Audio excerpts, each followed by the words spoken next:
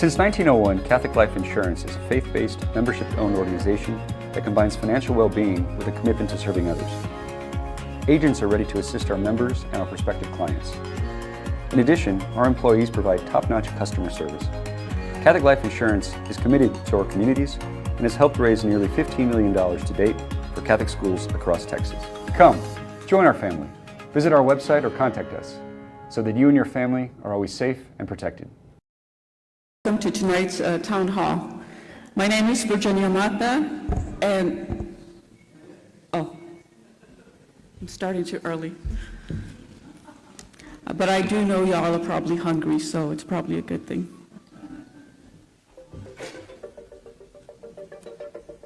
I thought you were saying to go. No. I was ready for you.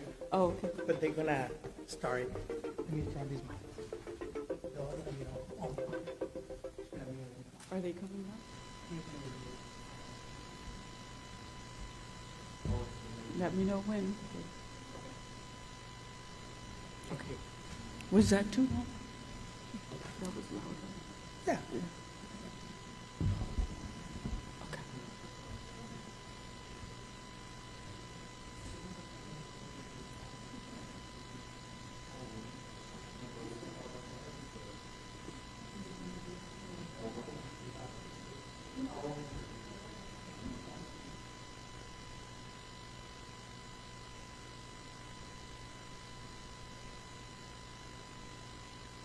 Welcome to tonight's town hall meeting. My name is Virginia Mata, and I serve as the Director of the Social Justice Ministry for the Archdiocese of San Antonio. It is truly an honor to welcome each of you. Your presence here is a testament to the importance of this conversation, not just as a matter of policy, but as a moral responsibility. Tonight, we gather not just as leaders, not just as members of our church or our archdiocese, but as brothers and sisters united in faith, justice, and shared responsibility. Because the truth is, we all know someone living in fear, afraid to go to work, afraid to send their child to school. We know someone who feels invisible, silenced, and uncertain about the future. But we also know something about our archdiocese and our city. We are compassionate. And tonight, we are here to send a clear message to those who feel alone. You are not alone. We see you, we hear you, and we stand with you. We are honored to be joined by our panelists, Archbishop Gustavo Garcia Siller, San Antonio Mayor Ron Nirenberg, Bexar County Sheriff Javier Salazar, Antonio Fernandez, President and CEO of Catholic Charities, Gloria Urabaso, Vice President for Mission and Ministry at Our Lady of the Lake University, and Clarissa Vega, also from Our Lady of the Lake University. Our moderator for tonight is Father Juan Molina, President of the Mexican American Catholic College, and priests, women, religious, deacons, and their wives, special guests, and members of the media, all of whom play a vital role in shaping the well-being of our archdiocese and its people. At the heart of our gathering is a simple but profound truth. Every human being is created in the image of God, deserving of dignity, respect, and compassion. As we begin this town hall, let us center ourselves in prayer. Please bow your heads. Loving and merciful God, we ask for your presence in this space tonight. Fill our hearts with wisdom and humility as we listen to one another. May this discussion be guided by truth, understanding, and a shared desire for your love. Help us to see one another not as strangers, but as neighbors, to recognize your face in those who are vulnerable, displaced, and in need. Bless our leaders with discernment and courage. Bless our communities with unity and hope. And above all, Lord, may we walk forward together as instruments of your peace. In the name of the Father, the Son, and the Holy Spirit. Amen.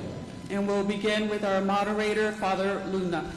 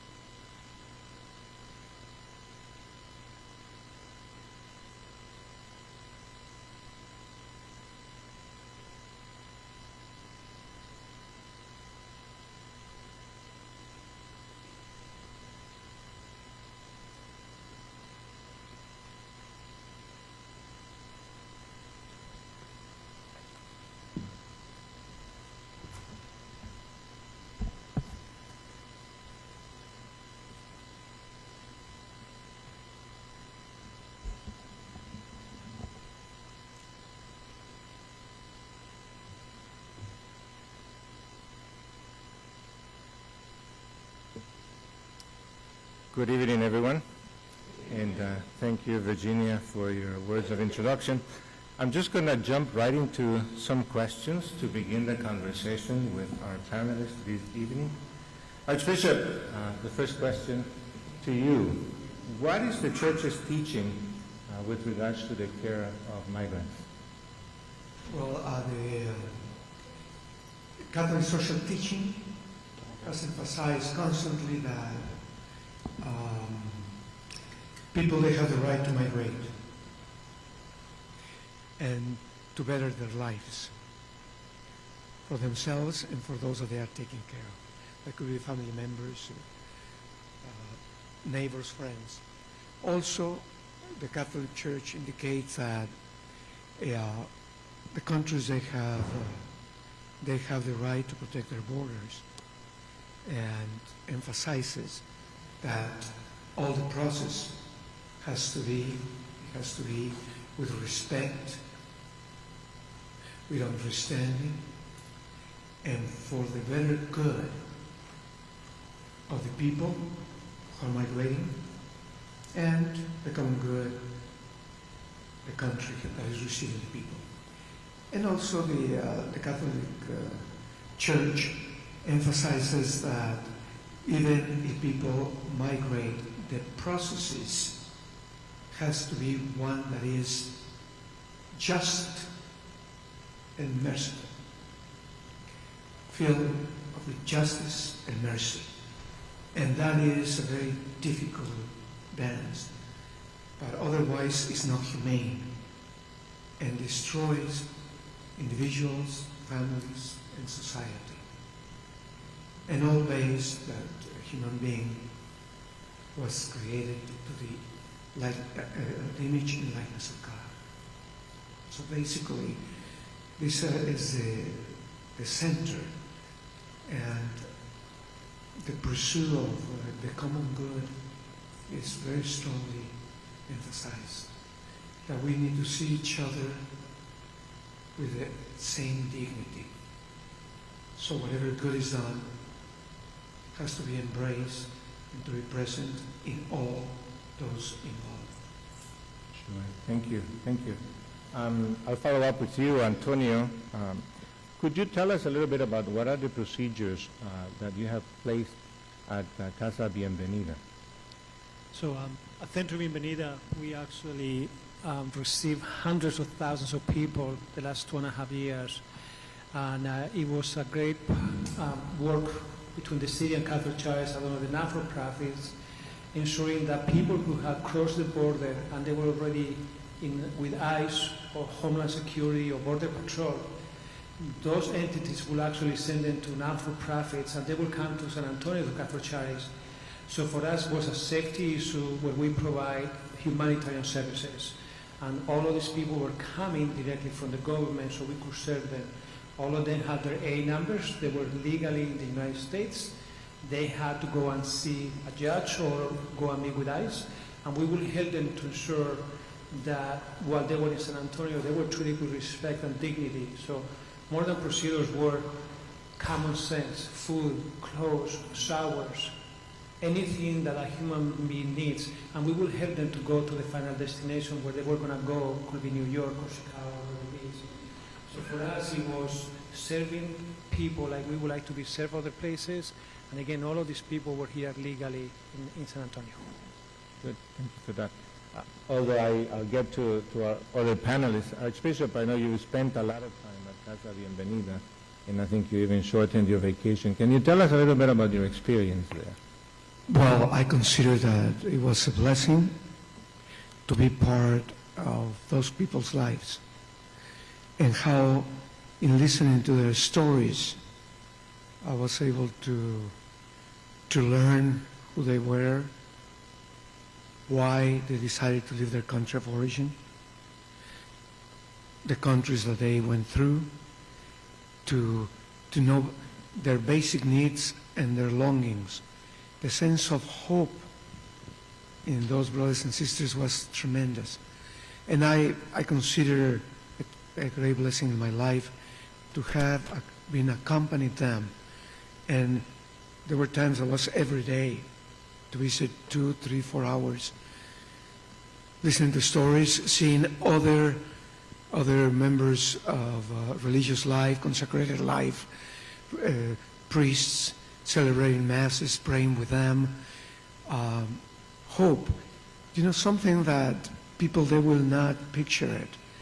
But usually we are in situations like that center that we work with the city as a partners. You will think that you need to separate male adults, female adults, children, babies, pregnant women. No, they were as families, and they were able to relate, and we didn't have one incident. And then sometimes, when they were speaking to me, some of them, they showed their frustration. But it was not crossing boundaries. And you will say, how they learned that? When they have lived abused in their country of origin and in the process, you know. And even when they arrive in the United States, they are hoping that will be the country that they saw on TV, that they thought it was, and they find that it's still very complicated. And immigration is complicated. But how to have the sense of the dignity of individuals? I mean, there were babies that were born during their time in the center. And they were accompanied, and sisters with their hospital care units were able to help them. I mean, it's remarkable, all the help that was given. Also, thank you, Antonio, because that experience also shows that we can give the best for those who are vulnerable and they are in dire need. Not just to give them what is left of the little. We did with the city all that we could. And if we're able to do more and we'll have opportunities in the future, we will do more for them. Thank you, Archbishop. Mayor Nieves, first of all, thank you for being here with us. From your perspective, how was the relationship with Casa Bienvenida and the city? The relationship between the Archdiocese and the City of San Antonio has always been very strong when it comes to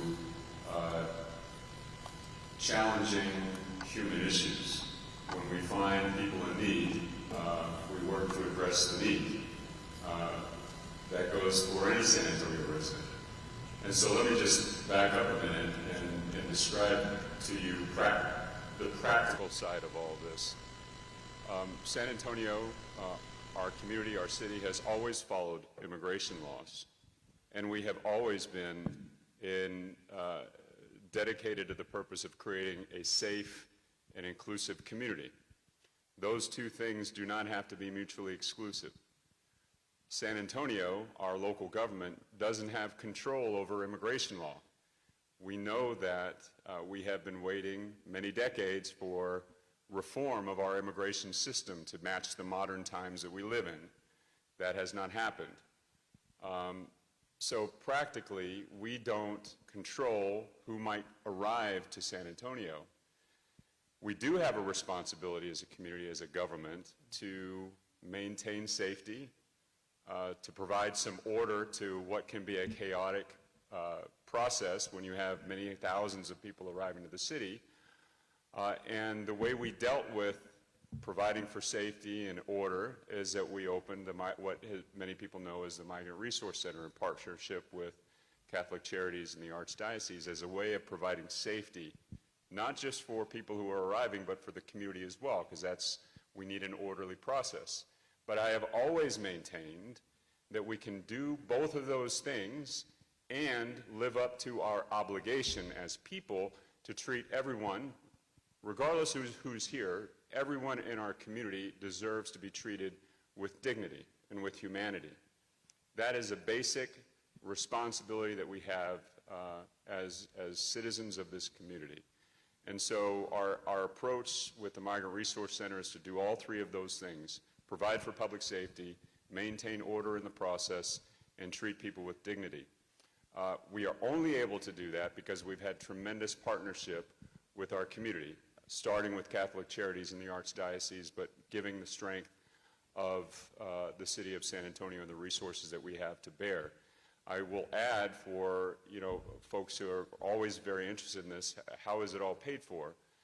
It is paid for because the people responsible for what happens with immigration in this country have taken on that responsibility of paying for it one way or the other. That's why we were reimbursed by the federal government for this service that's been provided, because of the fact that we still live with an immigration system that is built in the 1990s, and here we are in 2024. But it has been a seamless process.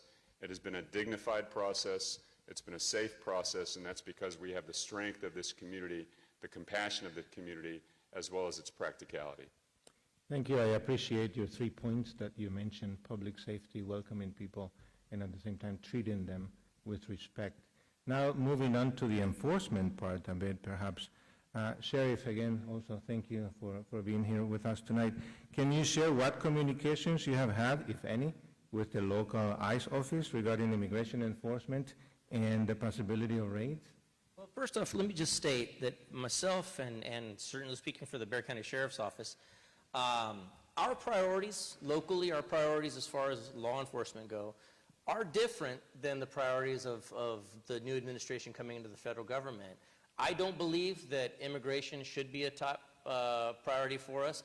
Enforcing the law is, absolutely, right? If somebody breaks the law, then they're going to be held accountable and go to jail just like anybody else, whether documented or undocumented. However, our authorities as local authorities are limited as far as immigration enforcement, and I'm glad for that. I'm glad that there's a separation there. Now, with that being said, I haven't had much communications with our local ICE office. I believe I have a meeting with them later this week. I don't believe there's going to be anything significant discussed, and certainly if and when it is discussed, anything is discussed with me, I'll share that publicly. What I am going to share today is some communications that I was privy to in D.C. I was just recently in Washington, D.C.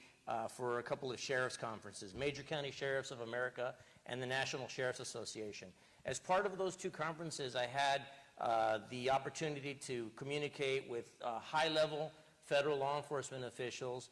And again, while I don't agree necessarily with their rules of engagement, I do have a better understanding of what it is that their rules of engagement are. And so, again, I'm not here to deliver a message necessarily, but information was shared with me. I'm bringing it back to my community and sharing it in hopes of calming people down as far as what my understanding is of their enforcement priorities. Now, first and foremost, from what I've been told, and I have no reason to doubt these folks just yet, right? They haven't lied to me just yet as far as I can tell. My understanding is that they do not intend to go into schools, churches, and hospitals indiscriminately. In other words, it's not going to be door to door, hospital to hospital, church to church, school to school, looking to see who is documented and undocumented. What they've shared with us as local law enforcement is that they are going to be conducting targeted enforcement. They're going to be going after a certain person. So if that certain person with a warrant for their arrest or what have you works in a church or school, then yes, they may go into that church or school looking for that one person. But unfortunately, and what I didn't like necessarily hearing is that anybody that may be next to that person at the time of arrest or contact may be subject to seizure and possible deportation if they happen to be undocumented and are committing no other violations of the law. One of the other things that I was comforted in is that they specifically made mention of the fact that DACA recipients, those protected by DACA, are not a priority as far as removal. They're not looking at present, they're not looking to remove those protections, and they're not looking to make targets of those folks, obviously unless they have a warrant for their arrest for something else. That's a pretty good answer because it takes me to my next question for Gloria. Gloria, can you say anything about the general anxiety feeling in campuses and especially with DACA recipients? Well, I'd like to talk in terms of, this is what I'm hearing from some of our students. I'm hearing that there is a climate of fear. There's a climate of dehumanization. That there's a climate of stripping away one's own identity, which in the past has been an identity filled with pride, but now has been replaced with fear.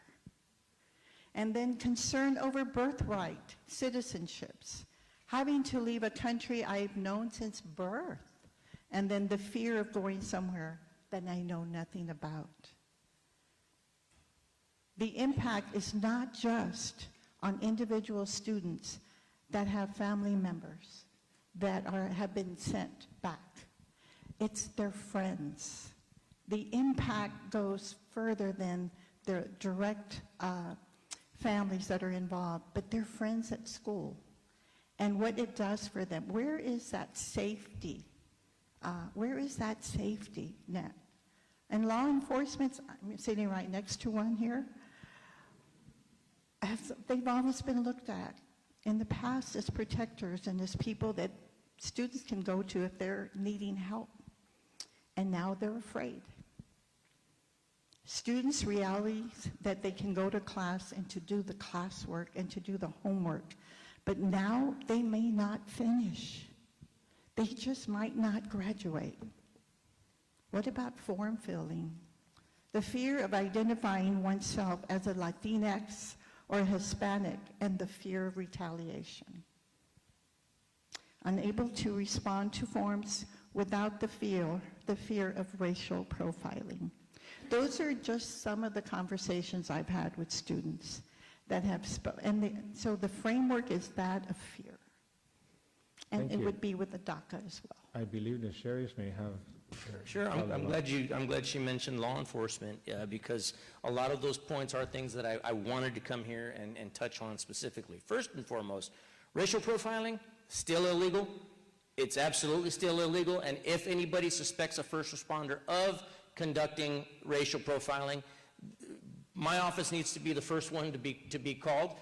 We'll sort it out, whichever agency is responsible for it, but certainly you can call my office, and again, I'd bet my next year's worth of paychecks that Chief, although I don't speak for Chief McManus anymore, I used to be a spokesperson, I'm not, not anymore, but I'd bet my next year's worth of paychecks that his comments would be along the same lines, is that racial profiling is still something that is illegal as far as law enforcement goes.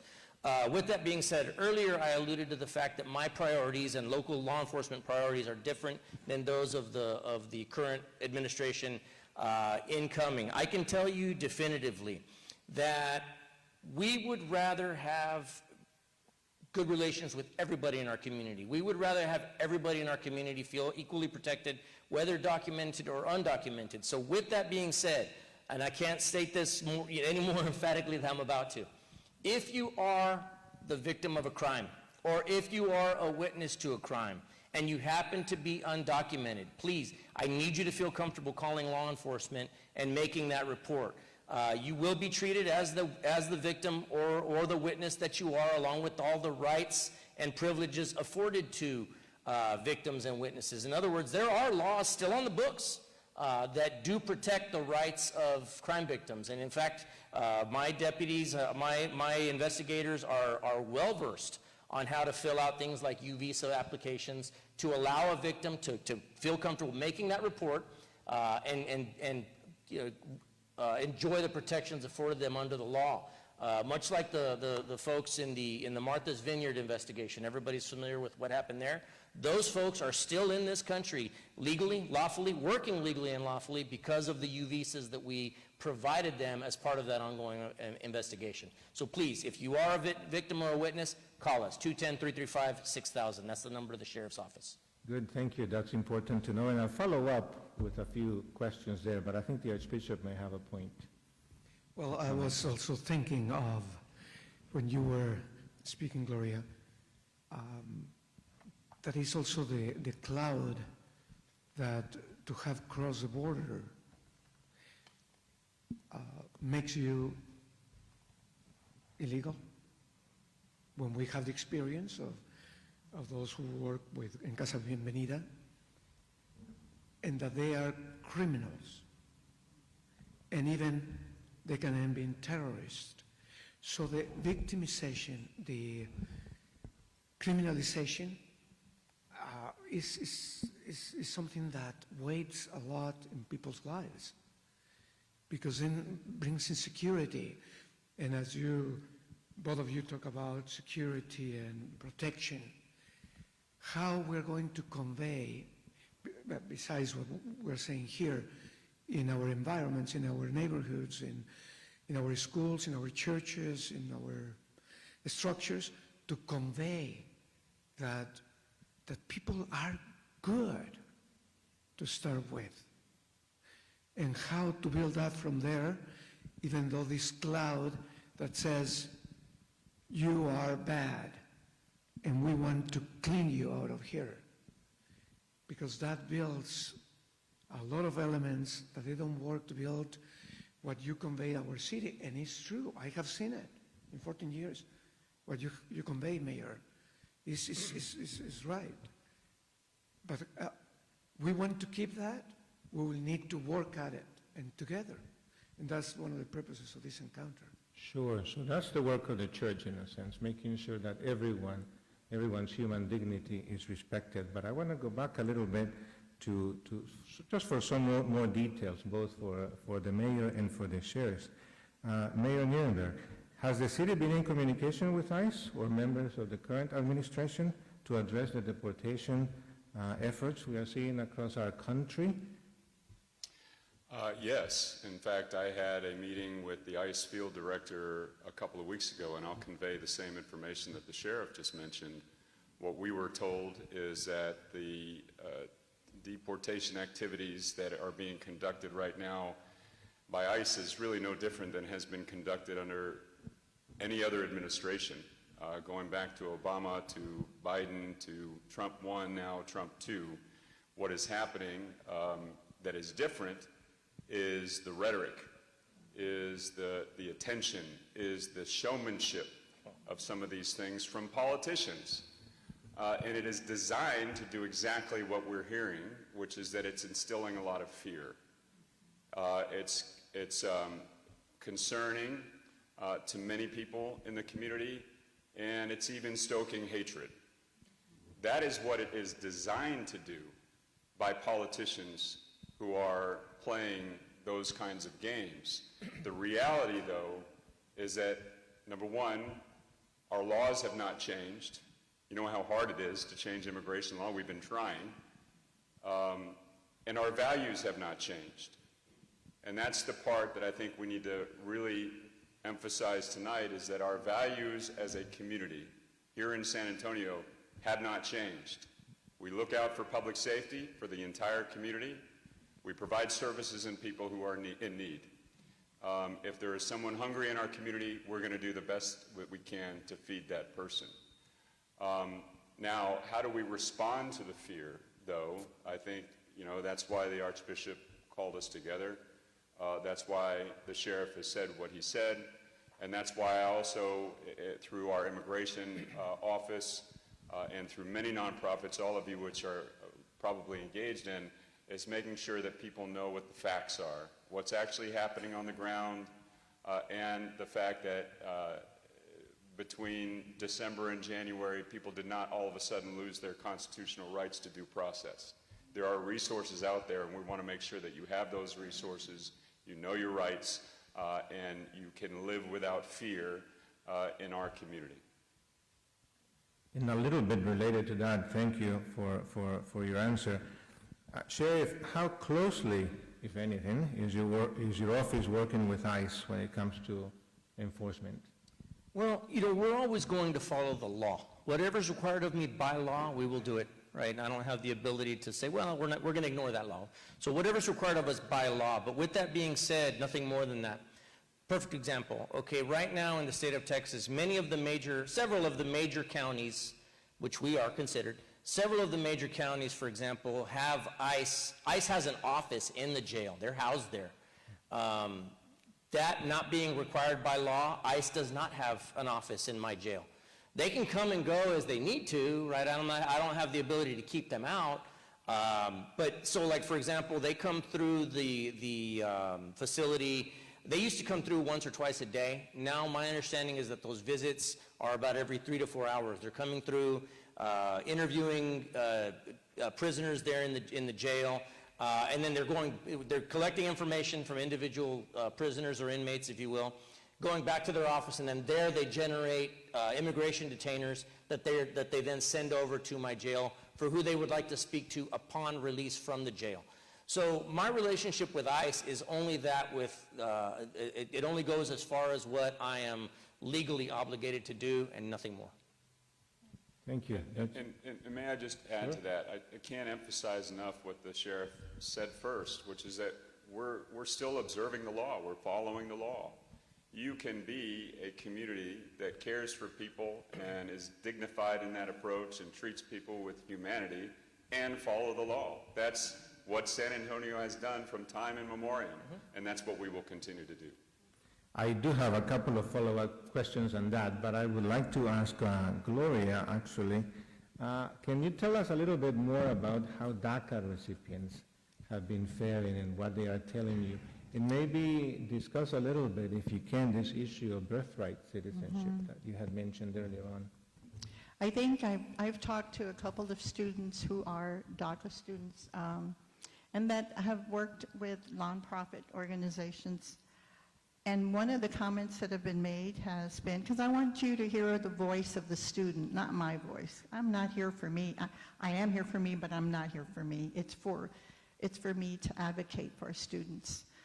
Having to leave a country that I have known since birth and going somewhere that I know nothing about. This is home. I want to finish my education. I want to have a better life, not only for me, but for others who will come after me. And so, before there was hope, and now for a DACA student, as you said, you gave new information. It's about information because the DACA students are afraid and they're uncertain. But the information has to be sent, it has to be given, it has to be said to many, many people because of all the rhetoric that is going on in our world today.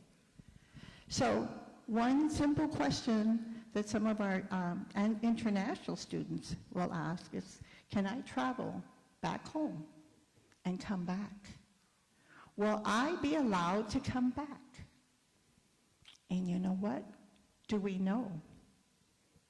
Do we know that response?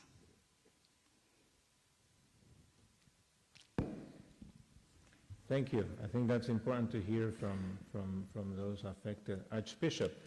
Yes, I think this topic about education and information has to be always present in this process that we are in, because by design, as the mayor said, the system has provoked a chaotic situation.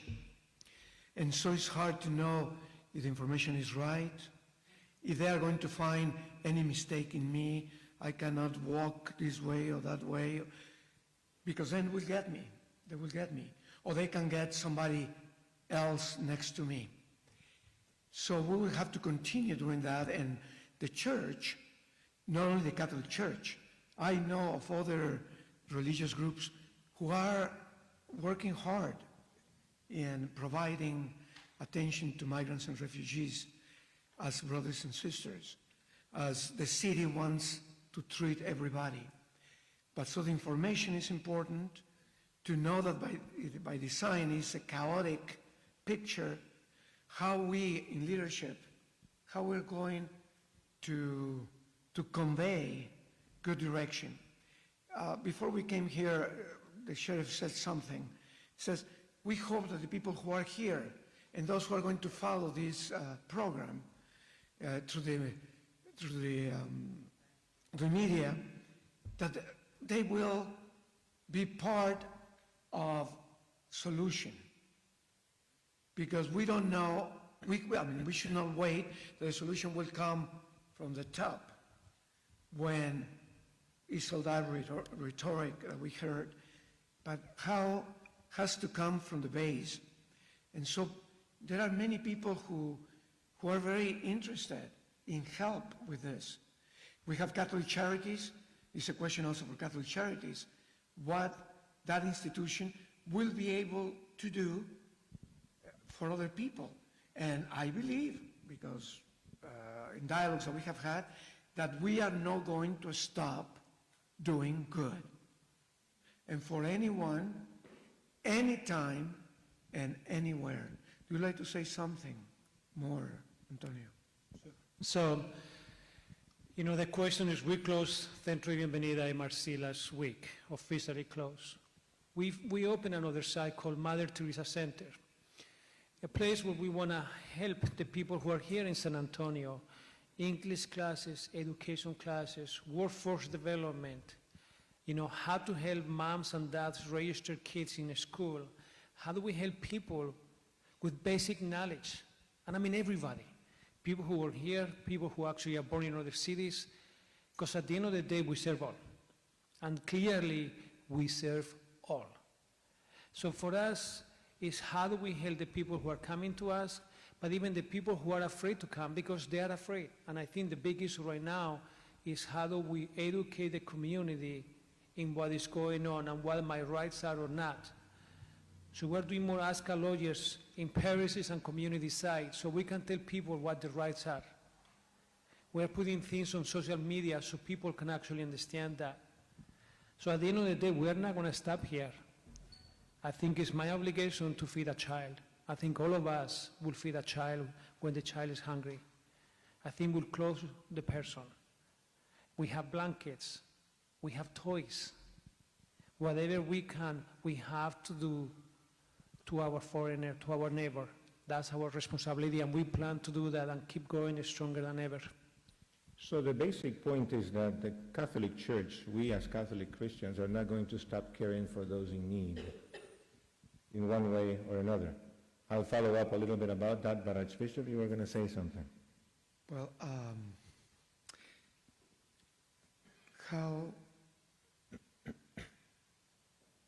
how we are going to meet the needs when, as the mayor said towards the beginning, that all these programs were funded by the federal government.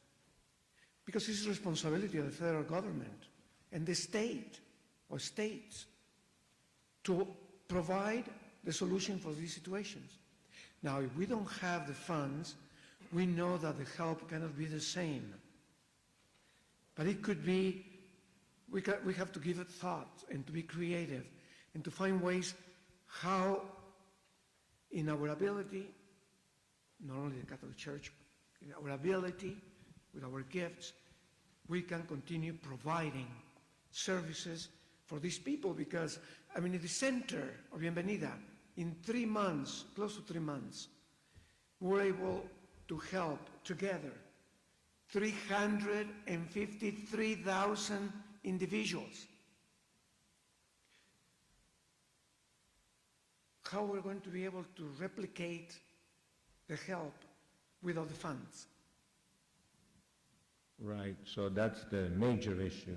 You started saying something about that. Do you have any other comments or points to make about that? How will the church will continue to care for those in need when that is the call of Jesus, basically? It's our moral obligation as human beings to give back to people in need. So, do we have the funding that we had before? No, we do not have that funding. So we are asking the community for volunteers. We're asking the community to help us support everybody and just pass the word that there is a place where people can feel safe. Because, for us at Catholic Church, our blessing or the curse is that people feel safe with the church. And then the church calls Catholic Church, and that's our job. And for us, we work with the armed forces, we work with the county, with the city.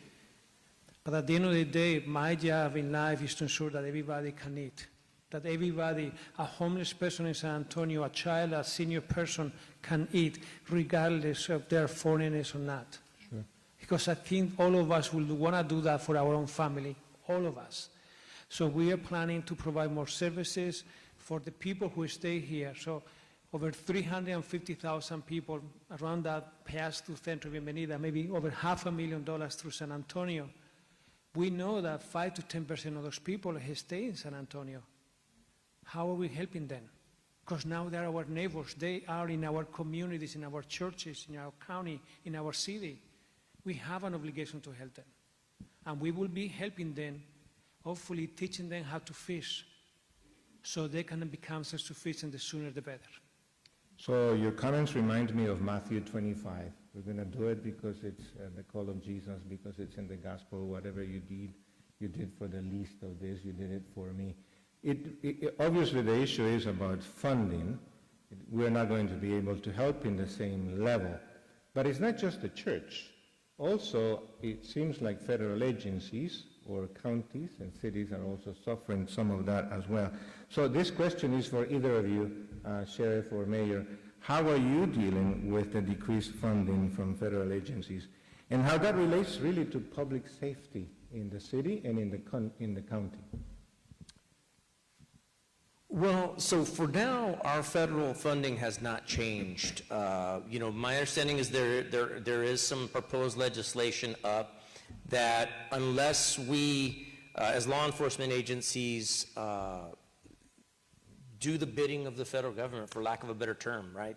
Unless we do the bidding of the federal government or apply to do the bidding of the federal government, our federal funding to conduct law enforcement operations may be affected. And so one of the ones that I've seen, so at present, and I'm glad that it's this way, but at present, my authorities as a local law enforcement officer, I actually do not have the authority to detain somebody or arrest somebody solely for immigration. So in other words, if I walk up to a person on the street and they are committing no crime at all, if that person tells me I'm undocumented, I'm in the country illegally, I, as a local authority, do not have the ability, the authority to detain that person solely for that. There's a law in the books, a program called 287G, that if a local authority goes through the training, they then become certified to then they can make that arrest if they go through that 287G. Right now, I don't have any deputies in my agency that are certified under 287G. However, there is a proposed bill working its way. I believe there's a federal side, there's one on the federal side and one on the state side that say essentially the same thing, that all law enforcement agencies will have to apply for that 287G, or else if we don't even apply for it, we won't receive grant funding anymore.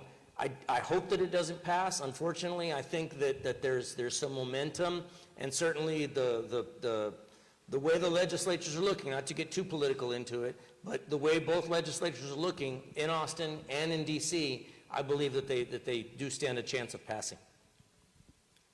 I want to give you an opportunity to respond. Mayor. Sure. Well, again, with respect to how we have handled the process and the impacts of increasing numbers of people, migrants coming to our community, which I need to also emphasize what the Archbishop said. The people who have arrived to our city through the Migrant Resource Center are here through legal channels. So they're here because of the laws that we have, not in spite of them. With respect to that process and the Migrant Resource Center and the expenses that we've had for that center, the number of people who have been arriving have steadily declined since last summer. And so to the point where we only had a dozen or so folks over there, we have closed it down because it was a needless, it was not needed at that level of service, and it was a lot of expense for an empty facility.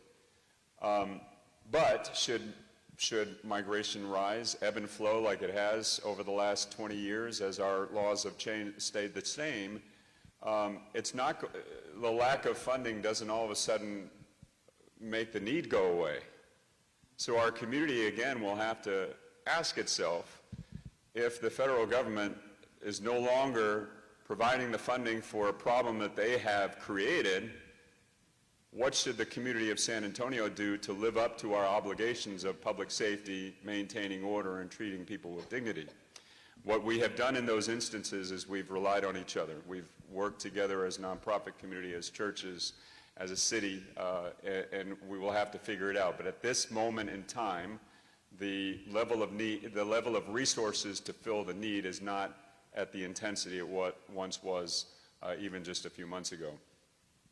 I will also share what, express the same of what Sheriff said in terms of our federal funding overall. There's been a lot of rhetoric about freezing of federal funds, and this goes beyond immigration. I don't want to get too far off the immigration issue. We've heard a lot of that, but I would go back to what I said before. Separate the rhetoric from what's actually happening. Rhetoric does not change laws. You need Congress to change laws. Congress has been very slow to change laws, so until we are told that the laws have changed and the federal funding which Congress constitutionally appropriates to us changes, the funding is still coming to us. There is something called anticipatory obedience that we want to avoid, because the rhetoric and the fear is getting people to do things that the law doesn't actually require us to do. And we want to make sure that we continue to provide the services that are necessary for our entire community, make sure that we're keeping our community safe, and then again, live up to our values of treating each other with dignity. Archbishop. I would like to add a comment of what you were saying, Mayor. What San Antonians were going to do, knowing that the funding is not there, that the strong rhetoric, and even though we need to look at facts and what the Congress will do about laws. And I know many people who, as individuals, they were working in helping the community who is in fear. So we don't have to wait only how to organize the structures, but individuals, they can go and help a neighbor, another person, and to help to build up in that person the sense of pride and dignity and service, and to let that fear kind of lower the level a little bit and live. And implies sometimes to help also with material needs and funds. But if everyone will work as being responsible in our society, we take the opportunity of structures, but also as individuals. We can do a lot of good in a conversation, a daily conversation with a particular individual or different people can change some patterns. Because people, I'm thinking about these 353,000, wherever they are at, if they cannot go to their hearing to keep the legal system as they started, and we help them, what will happen to them? So our hope is that somebody else will encounter them, and through that culture of encounter, help them to navigate, because otherwise how they do it? And we're talking a baby, a teenager, a young adult, a couple, a single mother, a single father, a single parent. Yeah.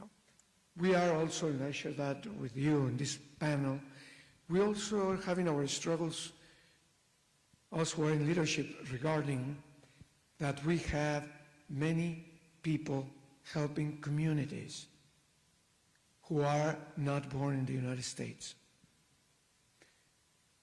Ministers in different faiths, priests, sisters, who are in charge of communities, schools, they are teaching. And they are also in that dynamic of fear, and that today I had a meeting with someone that says this particular priest went home and cannot return. When he was coming back, he was told, no, you cannot enter in the country. And there was no any crime or anything like that, but so the fear is real at different levels. Those who came for help and those who are helping, also they are entering that dynamic. And we're going to have to do decisions. We don't want to be against the law, but we are in that dilemma. How to continue serving the communities when those who are in leadership, they were not born here, who are in different kind of visas, and at one point they have to return home, and maybe will never return to continue being in the working force here. Your comments just make me think that obviously we will need to continue to work for comprehensive immigration reform, because that is the real solution to what we're facing at this point with this particular issue. But Sheriff, I would like to, if you can, could you elaborate more a little bit about public safety, especially with regards to the chaos and not knowing and who knows, who doesn't know, the fear that people have. Could you say a little bit more about that? Absolutely. Again, I'll reiterate, and I'll say it in Spanish if you You're care to, welcome because I know that por some of the favor. Catholic Claro que TV sí. audience are Spanish speaking. Claro que sí. Nuestra prioridad como autoridades locales es diferente que las prioridades, son diferentes las prioridades que los del el gobierno federal, especialmente ahorita. Nuestras autoridades están limitadas como autoridades, como oficiales locales. Nuestras autoridades están limitadas con inmigración, en inmigración. Si una persona en mi comunidad o en cualquier comunidad es una persona indocumentada y si son víctimas o testigos a un delito, yo quiero que se sientan confortables hablándonos a nosotros y dándonos esa queja. Si son víctimas o si son testigos a un delito, aunque sean indocumentados, quiero que se sientan confortables porque nosotros vamos a manejar esa situación, vamos a tratar a esa persona como víctima o como testigo con todos los derechos que uno tiene como víctima o testigo. Hay leyes ahorita, leyes federales que los protegen bajo la ley. Si alguien es una víctima, nosotros podemos llenar unas formas y ya mandar esos, y durante esa investigación esa persona se puede quedar en el país legalmente, y es más, hay también proceso para que los dejen trabajar legalmente mientras que estén aquí. Y por eso, con toda confianza, queremos que se sientan confortables hablándonos a nosotros, a mi agencia, el Departamento del Sheriff del Condado Béjar, 210-335-6000. Ese es el número de no emergencia y se puede llamar 24 horas al día si alguien nos necesita. Gracias. Although you said it in Spanish, what I take away from it is that you are very concerned about public safety, and that involves both communities that are Spanish-speaking, English-speaking, and really any other language that is spoken in the county. Absolutely. We want to protect everybody in this community, whether documented or undocumented. If you are a victim or a witness to a crime, call us and we will help you. Thank you very much. Now, following up a little bit, and these are some of the last questions that I have. I'll stay with you for a moment just because I'm sure that some people are asking these things as well. Has ICE asked you or required your office or other law enforcement authorities that you're aware of to detain any persons your officers may engage and that they may be undocumented? ICE has not asked us to conduct any raids with them, to assist in any raids with them. Last week, as a matter of fact, there was a man being processed through the satellite office here at the courthouse, and ICE, I'm getting this information second, third hand by the time it gets to me, but what I was told, ICE actually made a verbal request by phone is, oh, can you hang on to that guy for us because we want to prepare a detainer for him. And my chief's answer was, no, we can't just detain him until we get that detainer. So if you want to send us a detainer in 5 minutes, 10 minutes, an hour, okay, we'll abide by that detainer. But as far as just grabbing onto this guy because somebody said so on the phone, that is not going to occur. So again, I'm glad that ICE has not asked us to participate in any raids. And what's more, we actually locally have not seen any of the widespread raids that have made their rounds on social media. That's another one of the myths that I was hoping to dispel here, is we just haven't seen it here locally. Can you explain a little bit, Archbishop, I'll get to you, but can you explain a little bit more the targeted apprehensions that you were talking about? Because we might be at Mass one Sunday, and a person that no one is aware of, or most people are not aware of, that is undocumented and has perhaps a criminal record, and that happens. How would you deal with that, or how would you like our communities to deal with that? Well, my understanding is they won't just go to, for example, St. Timothy's Church. Let's go knock on the door at St. Timothy's and start asking around who's got ID, who doesn't. That is not what my understanding of their rules of engagement are. Now, if they've got information that this particular suspect, they have looked for him at his home, they've looked at him at his place of employment, they can't find him, but they know that without fail he goes to 10:30 Mass at St. Timothy's Catholic Church every Sunday, then they will absolutely go and they'll look for him. Now, if my office were to get that call, Sheriff, we need a deputy to assist us in going and getting this person from St. Timothy's Church, he's there at 10:30 every Sunday morning, one of the things my deputy will say, okay, can I see the warrant? Okay? And if they do have a warrant signed by a judge, then my deputy will then indeed assist with that person. Now, we're going to try to get that person without disrupting things, right? We're not going to go into the church and, all right, everybody freeze, everybody on the ground. Our hope would be to catch that guy either before he goes into the church, do it quietly, or wait for him to leave church.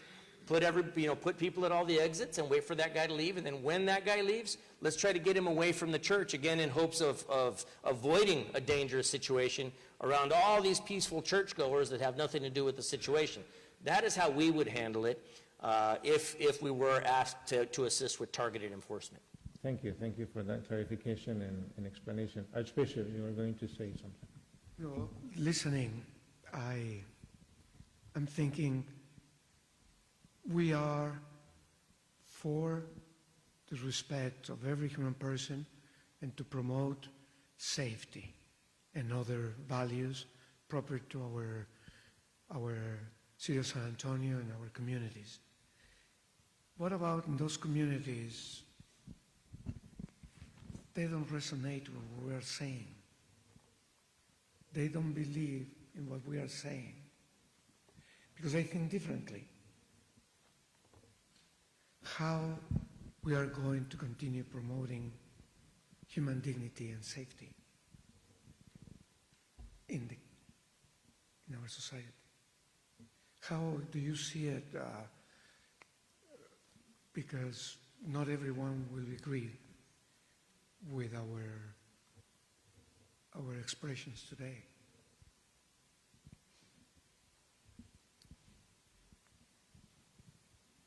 And we want safety for everybody. Sure.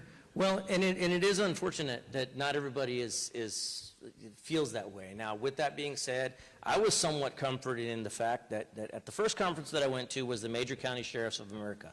So all the large sheriff's officers from across the country, all the sheriffs got together there. And there's some that, again, not to get too political, I'm a member of the Democrat Party, right? Everybody knows that. But there were also sheriffs that are from major counties that are from the Republican Party that were there. I was surprised, pleasantly surprised, to hear the number of Republican sheriffs from across this country, from large counties, that feel the same way I do. Immigration is not our priority. Let's protect the entire community, regardless of immigration status. And obviously hold those, if anybody is actually absolutely a criminal, then yes, we want to go arrest that person. And I think everybody's in agreement with that. Nobody wants criminals walking around our streets. But again, I was pleasantly surprised to hear that folks from both sides of the aisle thought and acted just like me. And so I think that the disconnect and those that feel drastically different from us here up on the stage, I think it's a small number, relatively small number. Surprising, I think you'd be surprised how many people actually agree with us up here. Unfortunately, though, because of social media, because of some of the media outlets that are out there, national media outlets, present company excluded, of course, I think that those that don't feel the way we do right now get the media attention, and they're able to speak louder. But I think there are fewer of them than we are led to believe. Good. Mayor. It's such an interesting question that you're asking, Archbishop, and I'm trying to, at risk of thinking out loud, answer it. But I honestly, I have not encountered anyone who would disagree with the statement that everyone in our community deserves to be treated with dignity. I really haven't encountered anyone. Where we get into differences is how, when we talk about immigration, is whether or not people perceive that someone has committed a crime, breaking the immigration law, crossing the border illegally. And that's where I think it's so vitally important that we have open, honest conversations and educate our communities about what that means.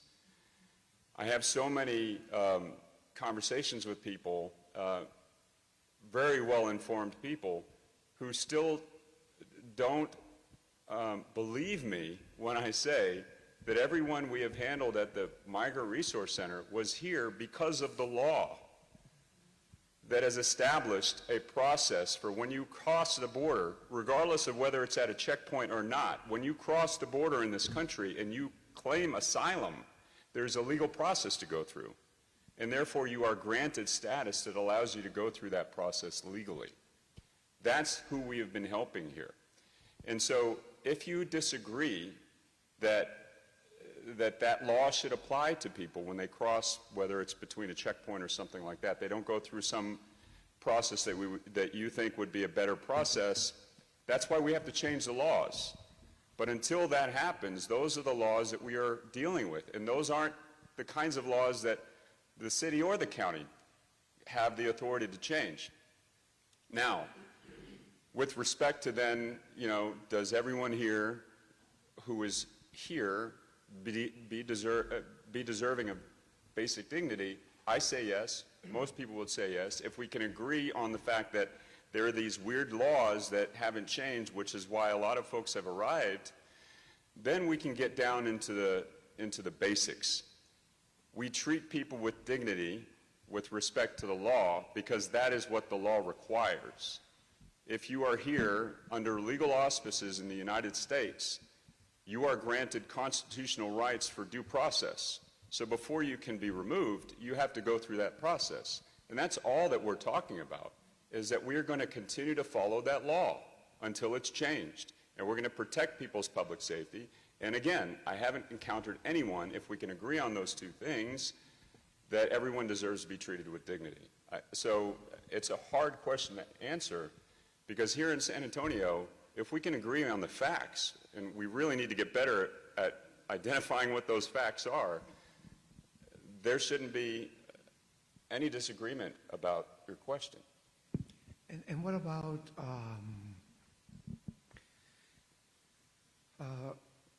if you know that in a factory, in a business, they are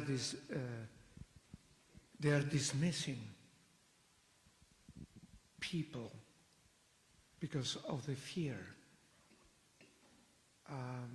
What would be the alternatives of your law enforcement and your guidance as our mayor? Well, again, I would suggest to people, number one, laws don't change until Congress actually does that. And so the reality of what has happened so far is the same. The rhetoric is different, but the actions are the same. People still have the rights, and we still have the obligations of public safety. So those things have not changed. We have always honored detainer requests that ICE come in. I agree. ICE wants to remove violent criminals. Whether we want to remove violent criminals from our streets if they're here as citizens. ICE wants to remove them if they're not citizens, if they're here illegally. We're going to do that because we don't want violent people walking the streets.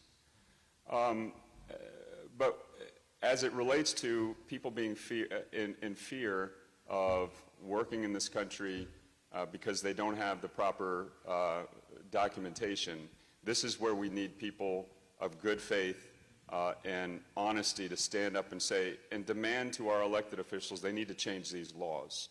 The reality is a lot of folks who are here as DACA recipients, or many who are undocumented, are working in schools, going to school, working and paying taxes in our community, fighting in the military. These folks are here trying to contribute, yet our laws make it such that they fear being removed because we haven't allowed them to do that in a legal process. I don't think anyone would agree that the Marine down the street who has put his life on the line as a DACA recipient, fighting on the front lines in our wars on behalf of our country, should be removed. But that's the reality, is because we haven't done a better job of making sure that we can remove people who we don't want here, who are going to be a danger to our community, and keep the vast, vast majority of folks who want to contribute. Our laws need to change, and we need to demand our elected officials, i.e. Congress, do that. Thank you very much. We're getting kind of close to closing time, at least to wrapping up time. A couple of things before we conclude. One, can you, each one of you, if you can, please, can you tell this audience, which is primarily religious sisters, priests, deacons, committed lay leaders, pastoral leaders, can you tell us one thing as a piece of advice during this time? I don't have to say you begin somewhere, but I'll give you a minute or two to think about it. Just a few seconds to think. One thing that you want to tell these ministers to do or not to do, or some advice. Go ahead. I'll start, if that's okay. Please, and that's why I was glad to hear who this audience was as we were standing out, is my hope is that you all will amplify our message throughout the community. So if there's one thing that I want you to take away from here, is that local law enforcement here in Bexar County is not a threat to our immigrant community. We are not a threat to our immigrant community. We're here to protect and serve everyone in the community, regardless of documentation or lack thereof. And so please, if you do catch wind that somebody is being victimized, please urge them to call us and report that crime. Thank you. Someone else? So actually, a couple of things, but I was thinking about the last 10 years here, because we're talking about now, but this has been happening for a long time. I was thinking about years ago at Fremont Coliseum, we had 2,000 children, and people ask us to go and help these children and provide them with so many things. One of the saddest days of my life is when I found a dead body, when you remember the trailer where 54 people died. And I remember that night I was going with Archbishop in the hospital praying for the families, and Archbishop, of course, is praying for them, and one person opened the eyes, couldn't speak. This is nothing new.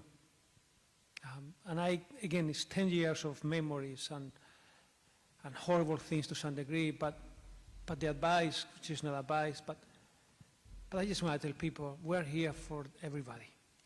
And when I say we, I mean we, not just the 5 of us, but all of us.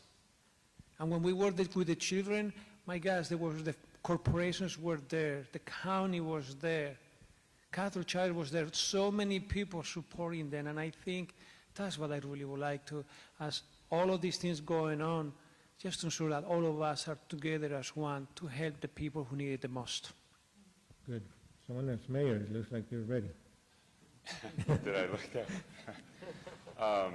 Our police chief is not here, but if he was here, he would give you the same message. Law enforcement of the city of San Antonio, SAPD, is here to protect our community. If you are a witness to a crime, if you're a victim of a crime, regardless of who you are, we want you to get in touch with us so we can protect our community. Beyond that, I would again just emphasize there are people who are responsible and have the authority to fix an immigration system that is contributing to this kind of chaos. In the meantime, don't give in to the rhetoric and the fear. You live in a city that is a compassionate community that will continue to serve people in need and who will continue to watch out and work for the safety of everyone in the city. Good. Gloria, may I? You know, after 40-some odd years in the ministry with young adults, I am more convinced now than ever before. Our students are students of promise, no matter where they come from, no matter where they've been. They are here, and they're here to stay. They're here to make a difference. Help create opportunities for our students to share how they're feeling at this time in our history. Create safe spaces so that they can come to your churches and talk about their hopes and their dreams, aside from the climate of fear.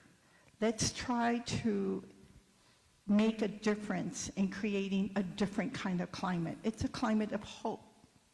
It's a year of hope. Thank you. Archbishop, I'm going to finish with a question for you, but before that, what piece of advice would you have for this particular audience is the trust in God, because the needs are tremendous. The injustices are horrible. The hopes give us and keep us in division. But if God is not with us, our work will not be the same. And let us do something about it. Everyone in the small groups or collectively, let us do something about this. Thank you. Before asking for some last words from you, Archbishop, I want to give our panel, first of all, thank you for being here with us, and any last words that you want to say.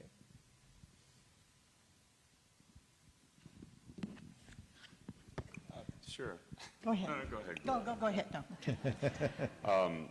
As chaotic and crazy as the world is right now, and as divided and challenging as it is, thank God I live in the city of San Antonio.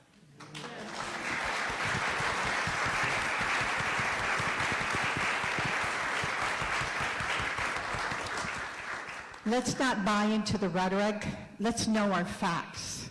And I really, really appreciate you, Sheriff, because you gave me hope. So thank you.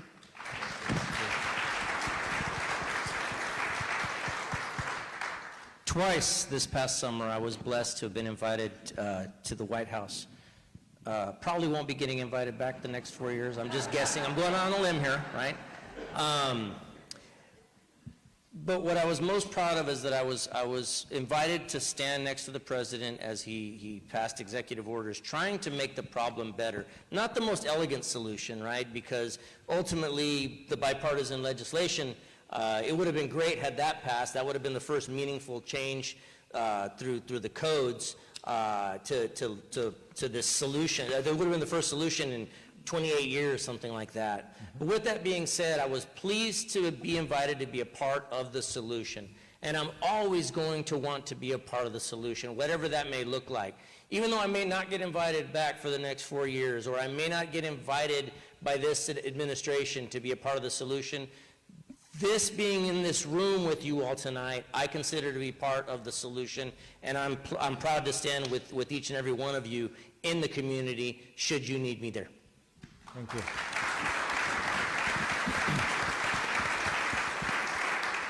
Antonio. So, only one thing for me to tell you or to say is, if you know anyone, and I mean anyone, who needs help, send the person to Catholic Charities.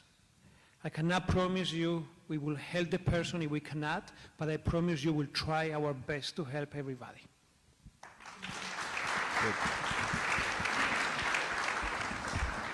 Thank you very much.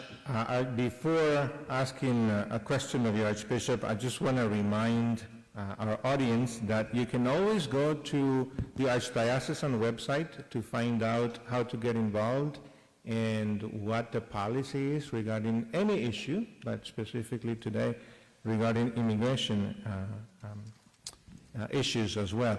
And there is also the United States Conference of Catholic Bishops has a very good website where there are lots of issues that the USCCB follows as well. And I am pleased to let you know that they have updated some points regarding immigration and regarding also what the USCCB, the bishops of the United States, call for comprehensive immigration reform and what that means. So I encourage you to go to the usccb.org/migration policy to make sure that you can actually say what Catholics of the United States stand by regarding immigration. And Archbishop, my last question to you, what is your hope for immigration reform moving forward?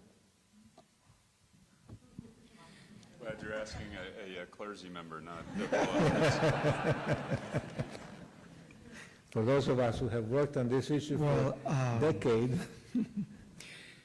Immigration reform will take place if those who have the power and represent us, they have the will to change. A conversion takes place in their minds and in their hearts, and they place themselves to serve and not to be served.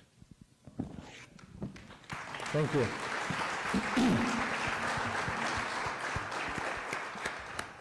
To finish, just know that as we end, some of the panelists will also be with some other media as well, answering some other questions in interviews, but the Archbishop has a little prayer as well that we all are going to pray.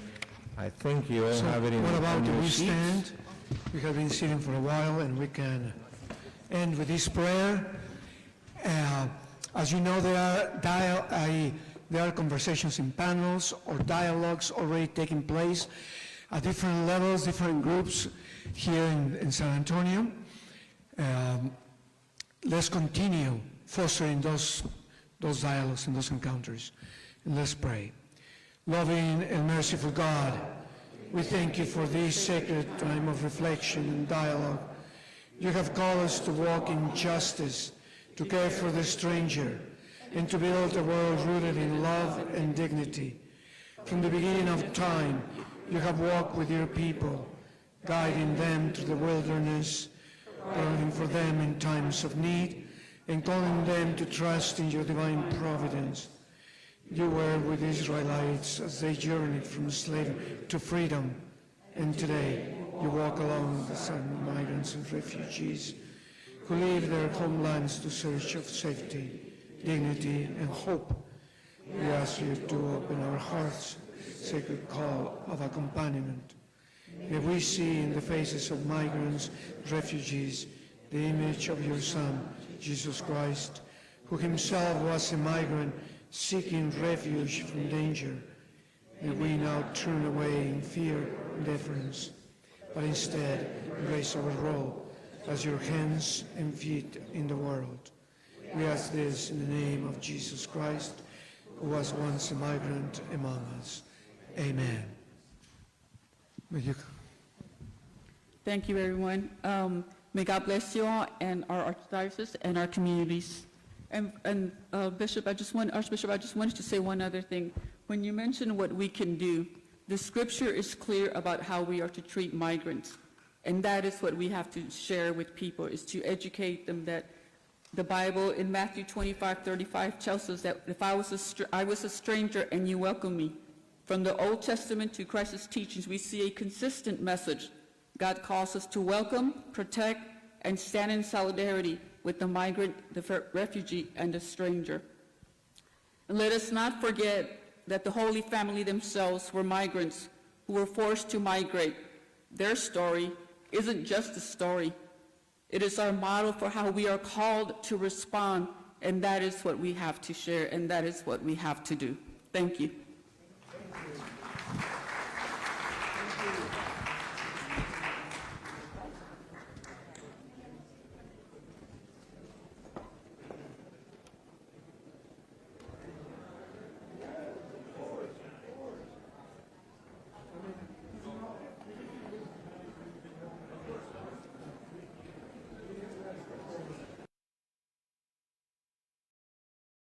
So, There's brother, differences.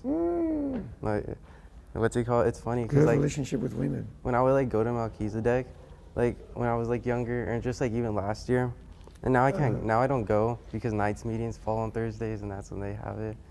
So it kind of like Because you have classes or what? I have No. well I have classes, but at like Thursday, like at the exact time Melchizedek happens, we have like our Knights of Columbus meetings. Ah, okay. So then it just like kind of